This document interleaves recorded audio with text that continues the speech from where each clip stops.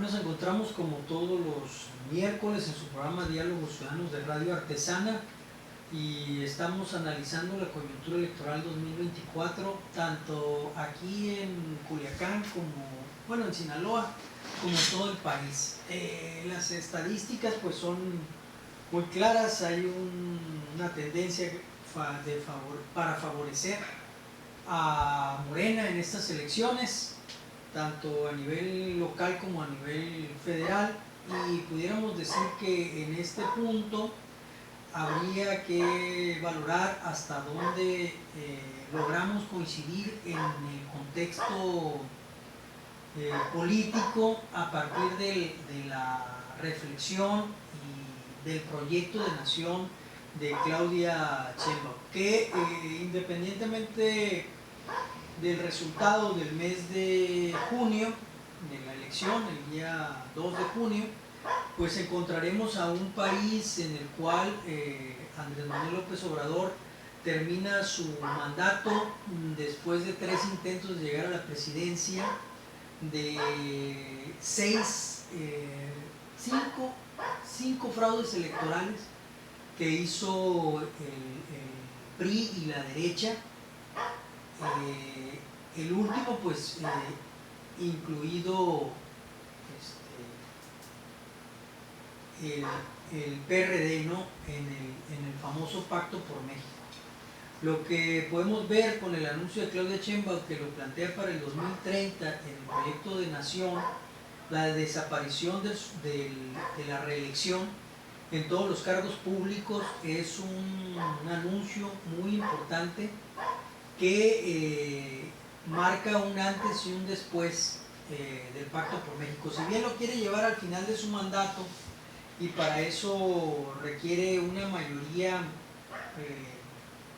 calificada en el Senado de la República, bueno, pues es un reto que ya se plantea y que bien podemos ir inaugurando desde ya.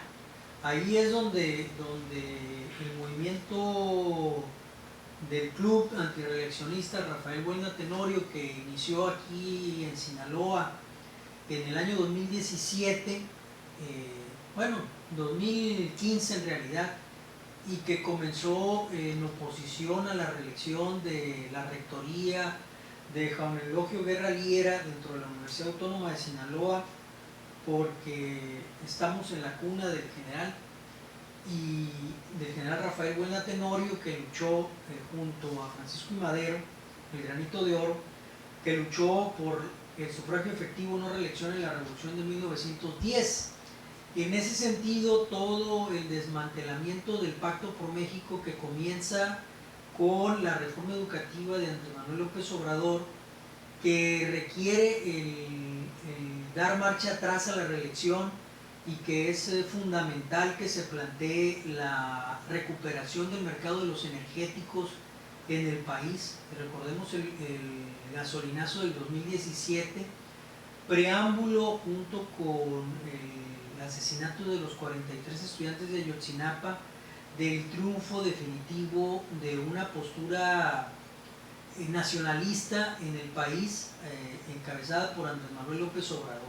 Claro, de los 3 puntos que estamos mencionando se han recuperado solamente uno a medias, que tiene que ver con la reforma educativa, y que se consolidaría una vez que el conjunto de las universidades públicas del país sean gratuitas, aspecto que aún no se ha logrado.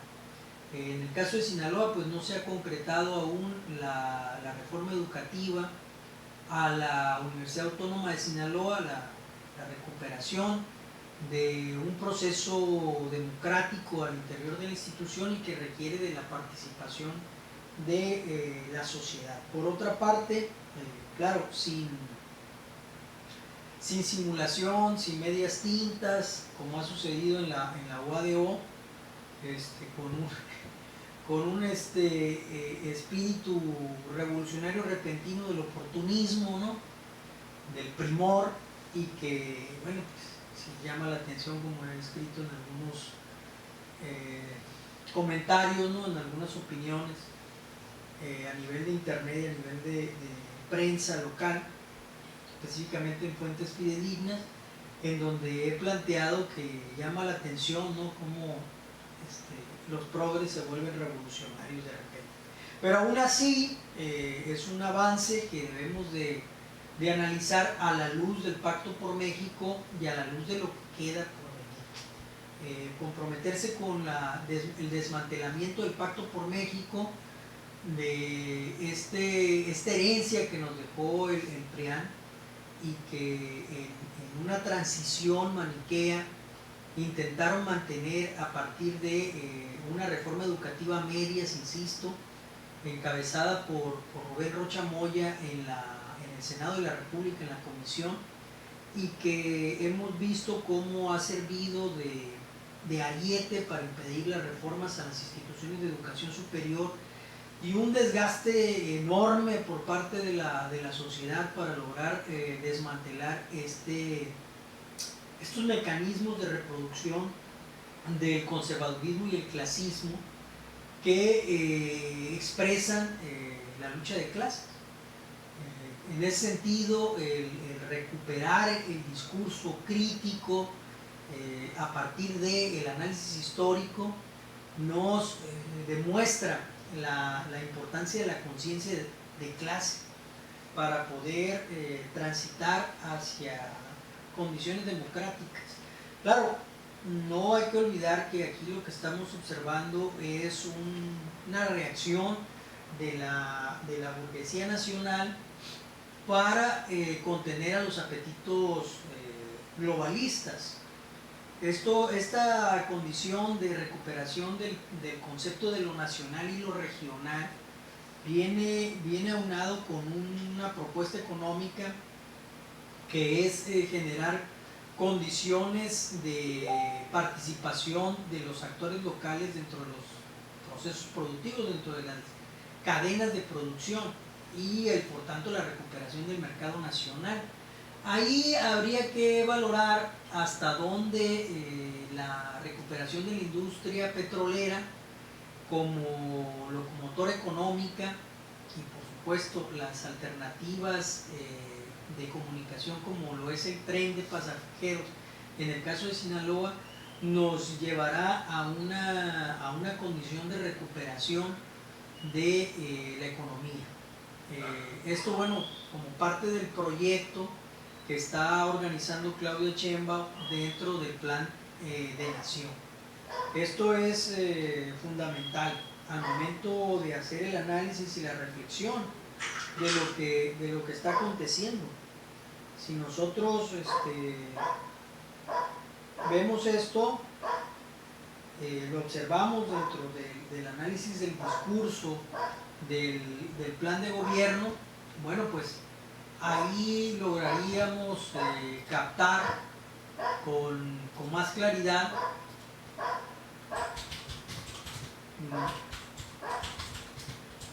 qué es lo que está proponiendo Claudia Sheinbaum, ¿no? Presentación, aquí estamos en el discurso del Zócalo, ¿no? Del día, bueno, esto fue hace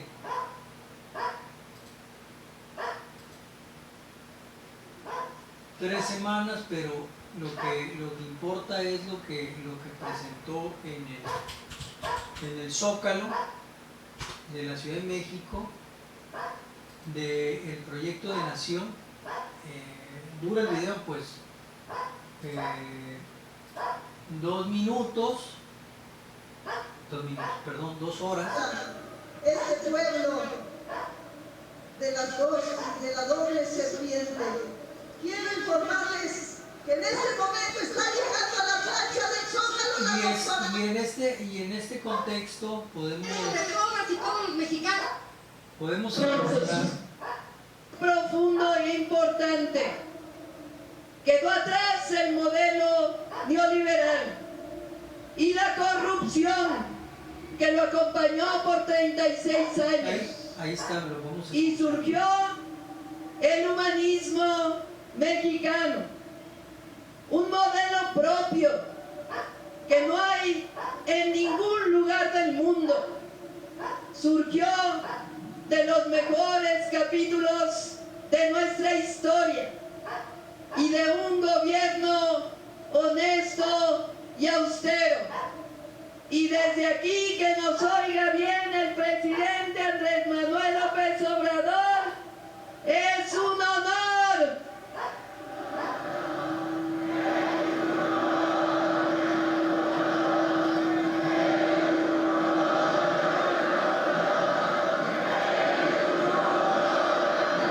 Con el humanismo mexicano se cayeron muchos mitos y engaños del pasado. Por ejemplo, se decía que el Estado debía subordinarse al mercado, que si la economía se regaba desde arriba, alguna vez le iba a llegar a los de abajo, que si aumentaba el salario mínimo, iba a haber inflación y no iba a haber inversión. Todo resultó falso. En realidad lo que querían era que el presupuesto, el dinero público, estuviera al servicio de unos cuantos. Con el humanismo se demostró que cuando hay honestidad, alcanza para darle recursos al pueblo de México. Y bueno, pues ahí es donde podemos, en el video, ¿no? Ver lo que implicó el discurso y un parteaguas de contundencia frente a la intentona de Rubén Rocha Moya de insistir, gobernador de Sinaloa, de insistir en la reelección. Con esto se zanja esa insistencia en que Andrés Manuel López Obrador cayera en el garrito de la reelección e ir en contra del antirreeleccionismo mexicano, que es fundamental para el proceso revolucionario.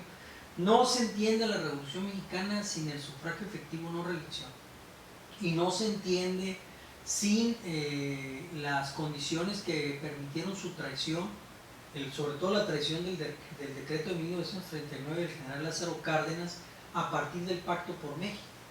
En ese sentido, el hecho de que se tenga como favorito a Morena con todos sus matices, porque hay que plantearlo así, con todos sus matices, nos lleva a considerar la necesidad de plantear un voto general para Morena, para que cumpla el compromiso Claudia Sheinbaum, para que no se escurra en la idea de que no tiene mayoría calificada en el Senado y en la Cámara para no reformar y por fin recuperar otro aspecto de lo perdido por el Pacto por México, que es el sufragio efectivo no reelección en todos los puestos de elección popular, pero también dentro de los sindicatos y también dentro de las universidades públicas del país.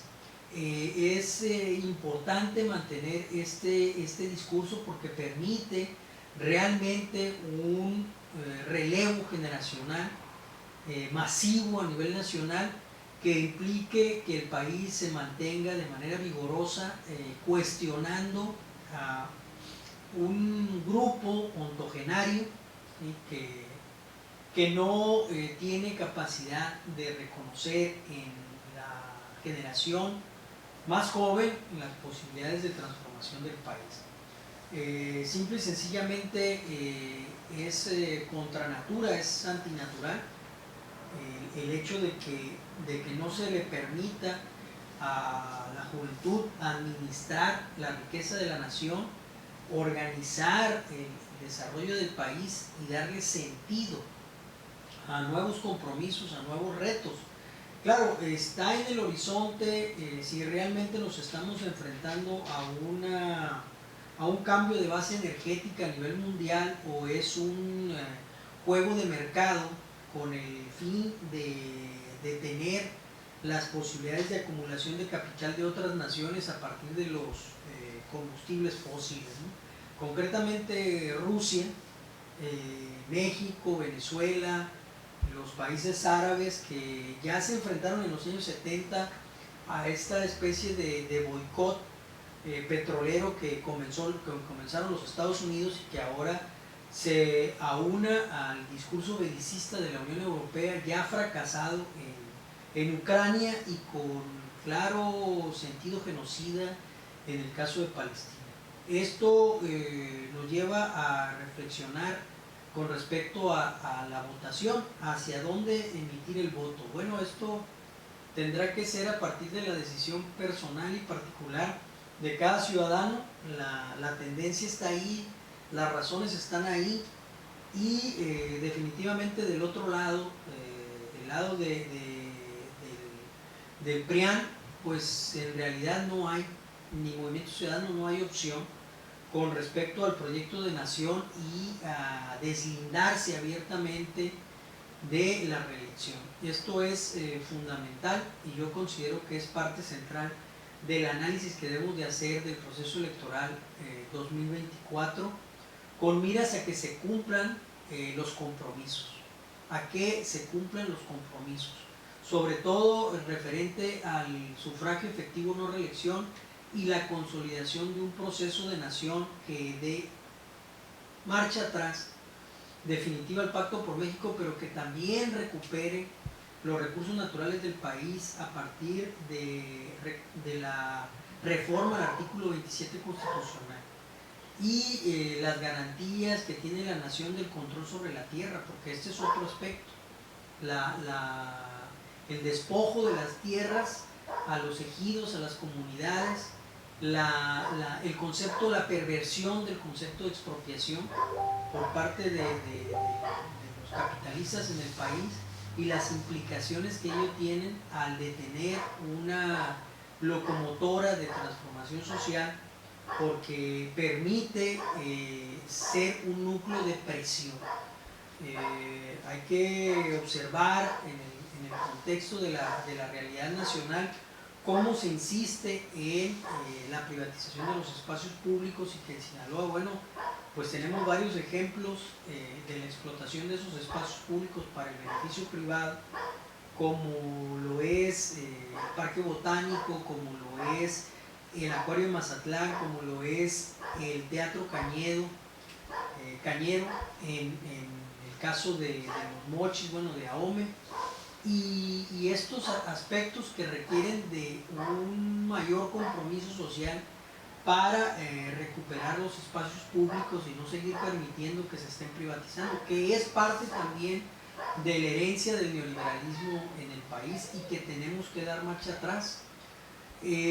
Vamos a seguir con estos programas de análisis en Radio Artesano, en Diálogos Ciudadanos, teniendo encuentros e intercambios con distintos candidatos que están dentro de la propuesta de transformación del país, siempre con los matices necesarios, porque mientras no se desmantele el Pacto por México, mientras no se recupere el artículo 27 constitucional, estamos asistiendo a una simulación, a una puesta en escena.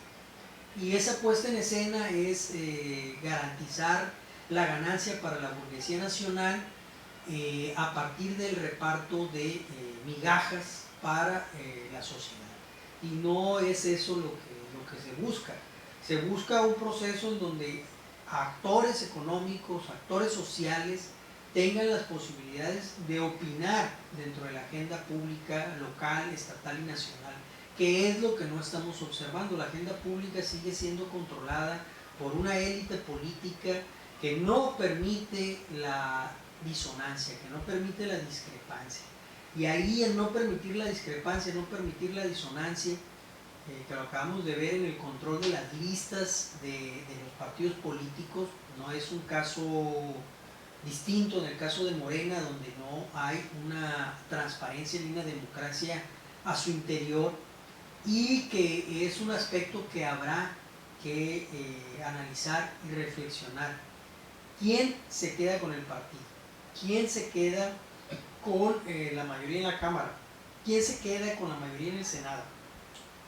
Y este choque de intereses que observamos y que bien va a tener que ser cuestionado con respecto a los compromisos del grupo de Claudia Sheinbaum al interior de Morena y sus compromisos frente a la sociedad. El proyecto de nación, el discurso del Zócalo, habrá que seguirlo analizando y seguir obteniendo trazos de él para valorar qué es lo que está pasando a una escala más local. Bueno, con esto concluimos el programa, a la espera que, volviendo de estas vacaciones, podamos comenzar con las entrevistas con los candidatos y con todo aquel que tenga algo que opinar, una mesa de análisis de la coyuntura electoral. Nos vemos.